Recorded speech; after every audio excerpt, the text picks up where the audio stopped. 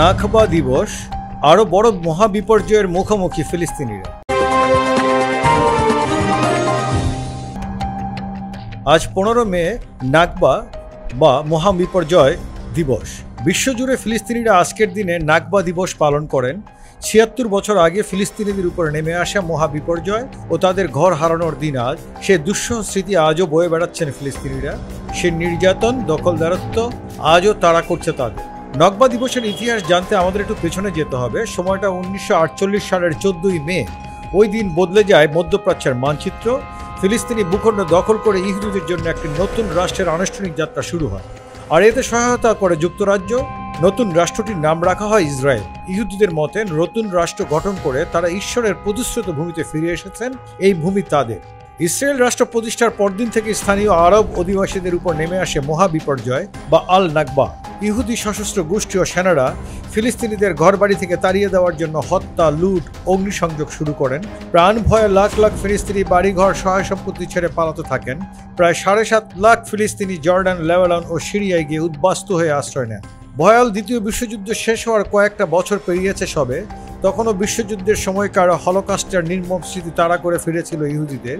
এরপরও অনেকটা একই ধাঁচে ফিলিস্তিনিদের ভূমি জোরপূর্বক দখল করার মধ্য দিয়ে যাত্রা শুরু হয় ইসরায়েল রাষ্ট্রের। রাষ্ট্র প্রতিষ্ঠার পরপরই আরবদের সঙ্গে যুদ্ধ জড়ান ইসরায়েলিরা। শুরু হয় আরব ইসরায়েল যুদ্ধ। দখল করে নেওয়া ফিলিস্তিনি ভূখণ্ডের প্রায় ৭৮%। এর ফলে ভূমিপুত্র আরবদের বসবাস শুধু পশ্চিম তীর ও গাজায় সীমিত হয়ে যায়। এক অনিশ্চেষ অনিশ্চয়তার মধ্যে পতিত হন ফিলিস্তিনিরা, যা আজও চলছে। এই কারণে ফিলিস্তিনিরা প্রতি বছর 15ই মে নাকবা দিবস বা মহাবিপর্যয়ের দিন হিসেবে পালন করে থাকে। কিন্তু 2024 সালে এসে বিশ্ব সম্প্রদায়ের চোখের সামনে গাজায় যে বিপর্যয় ঘটে চলেছে, মহাবিপর্যয় বা নাকবা যেন সেটার তুলনায় অনেকটাই ফ্যাকাশে।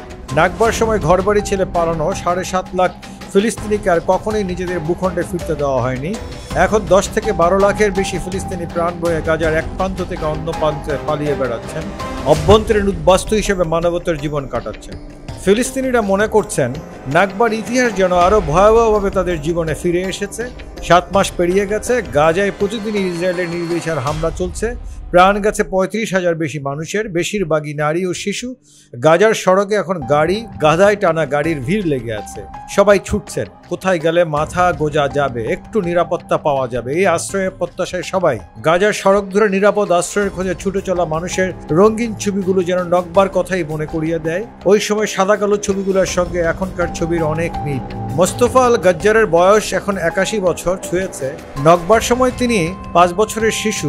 বর্তমান ইসরায়েলের মধ্য অঞ্চলে তার বাড়ি ছিল। নির্বিচার হত্যা, লুট, অগ্নিসংযোগের মুখে গাজার দক্ষিণাঞ্চলের রাফায় পালিয়ে এসেছিলেন গাজ্জারের পরিবার। পথে বিমান হামলায় মুখোমুখি হয়েছিলেন, মাটিতে গর্ত করে থাকতে হয়েছিল। পরে আর কখনোই নিজ বাড়িতে ফিরতে পারেননি। শৈশবের স্মৃতি এখনো ভোলেননি গাজ্জার, কিন্তু জীবন স্নাহায় এসে সে ভয়াল অভিজ্ঞতা যেন আবারও ফিরেছে তার জীবন। নাতিপুতি নিয়ে এখন আবার তাকে পথে নামতে হয়েছে। আল মুয়াসির একটি উদ্বাস্তু শিবিরে তাঁবুতে আশ্রয় নিয়েছেন তিনি। সেখানে প্রায় 4.5 লাখ ফিলিস্তিনি আছেন। নাকবার ভয়াল স্মৃতি স্মরণ করে কান্নাজড়িত কণ্ঠে আল গাজ্জার বলেছিলেন, ভেবেছিলাম 1948 সালের পরিস্থিতি বুঝি ফিরে এসেছে, কিন্তু এখনকার পরিস্থিতি আরো খারাপ। ভয়ের মধ্যে প্রতিটা মুহূর্তে কাটাতে হচ্ছে। নাতিপুতিদের মুখে খাবার তুলে দিতেও পারছি না।